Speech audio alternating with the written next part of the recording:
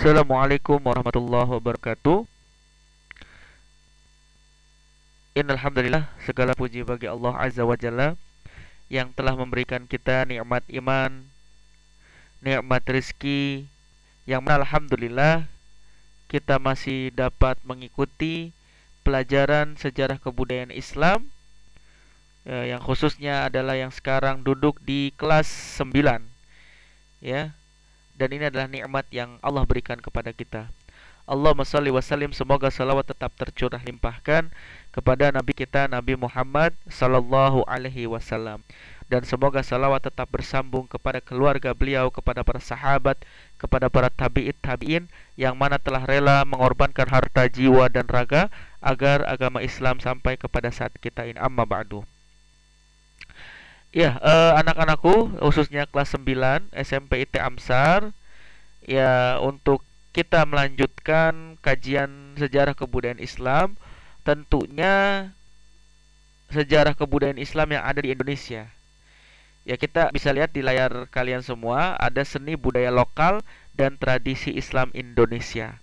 Yang kita akan bahas adalah tentang, yang pertama adalah kaligrafi, kemudian yang selanjutnya adalah seni tari dan seni sastra.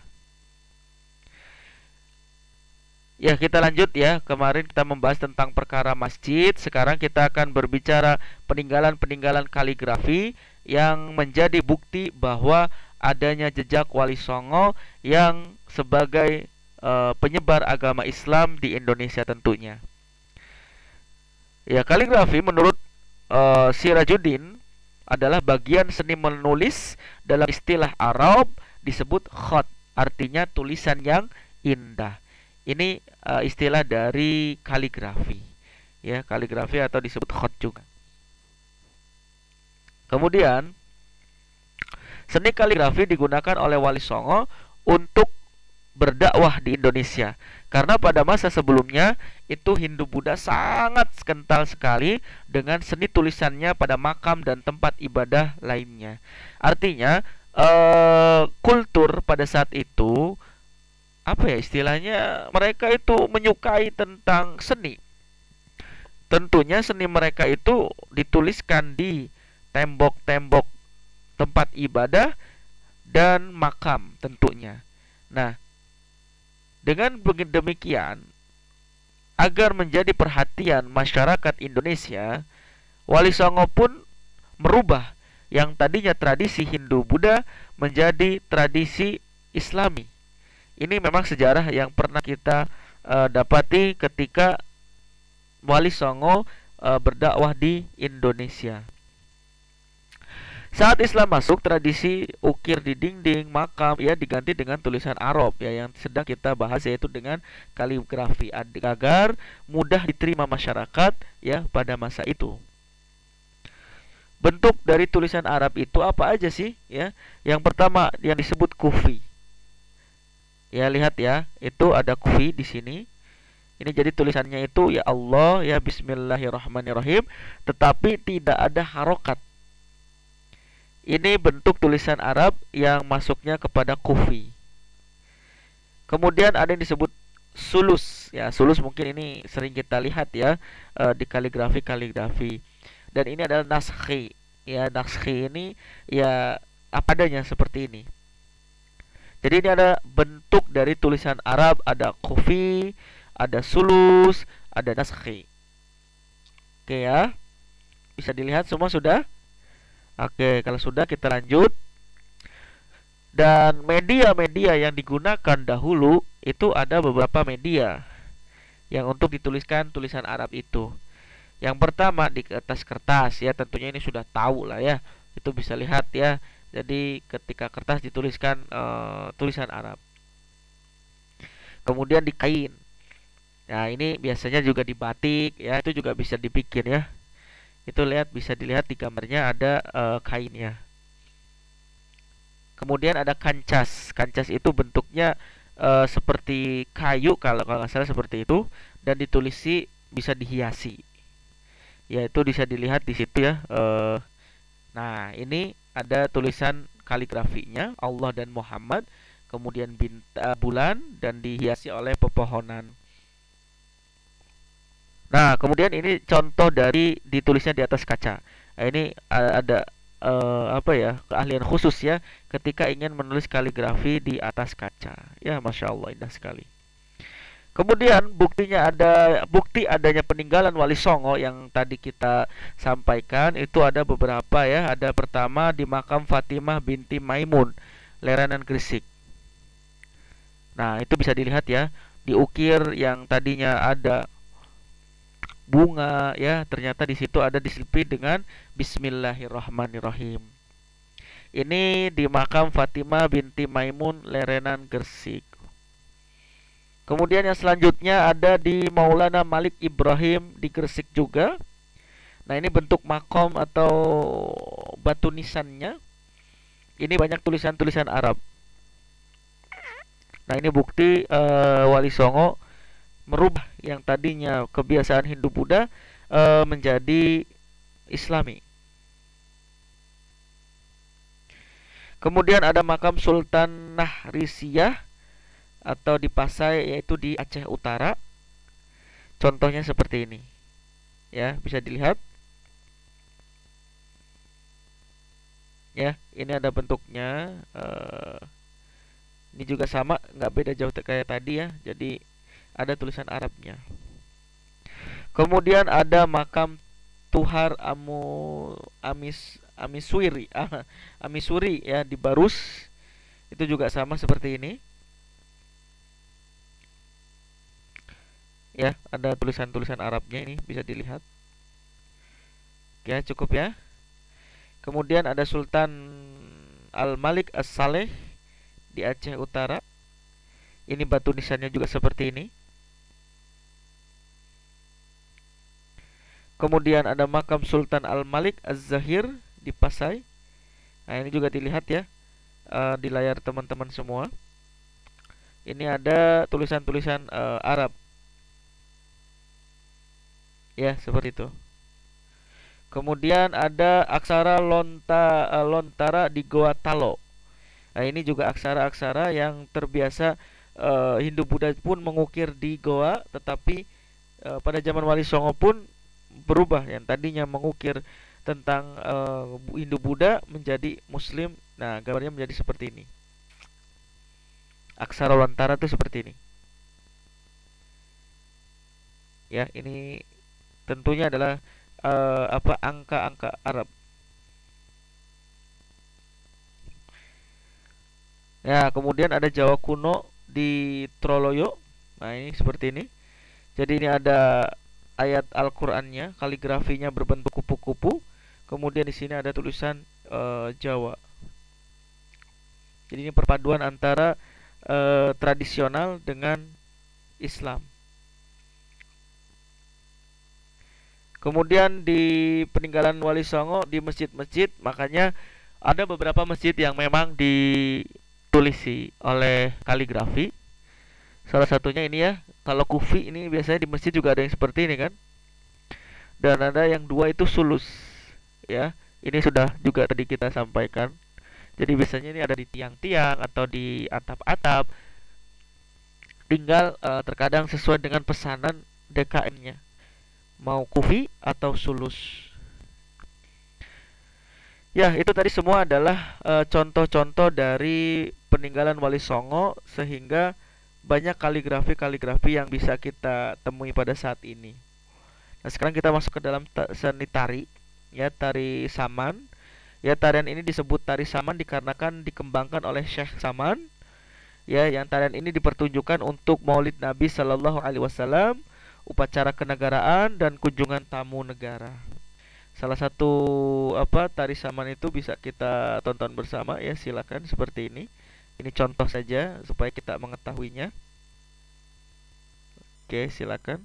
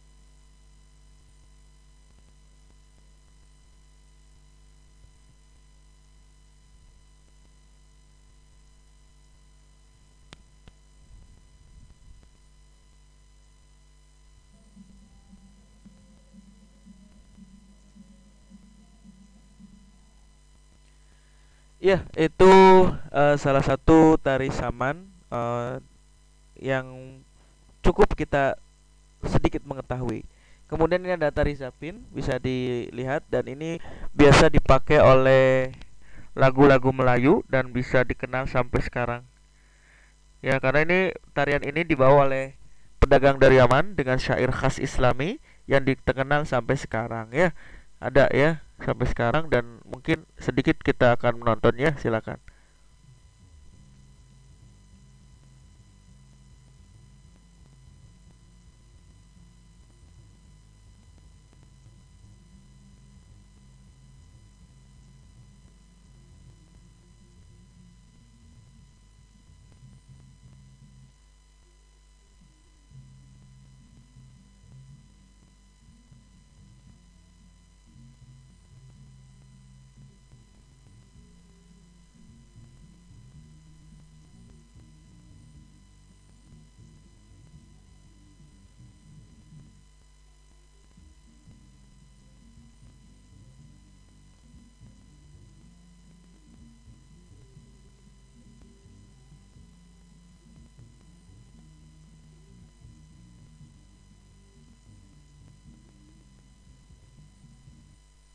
Ya, itu contoh dari tari zapin ya. Kemudian kita masuk ke tari indang Sumatera Barat. Nah, ini dari Sumatera Barat.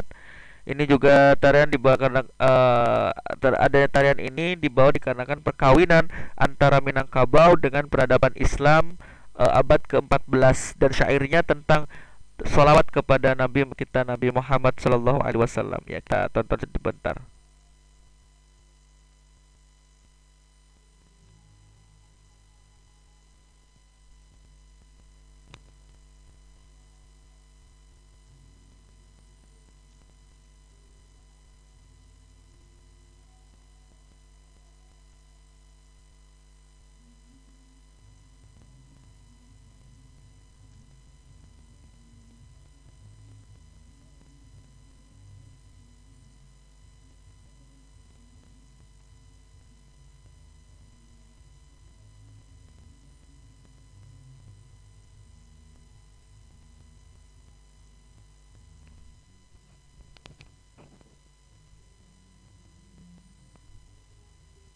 Ya, itu salah satu tari indang Sumatera Barat. Ini peninggalan juga para pendiri Islam di Indonesia ya. Kemudian ada tari Pakerna dari Padupa Bosara ya, Bugis di Makassar. Tidak ada yang tahu persisnya seni tari ini mulai muncul dan perkembangan di kalangan masyarakat di Makassar. Tarian ini pernah dipertunjukkan saat pemerintahan Sultan Hasanuddin. Ini bisa di tonton sebentar ya, silakan nggak apa-apa.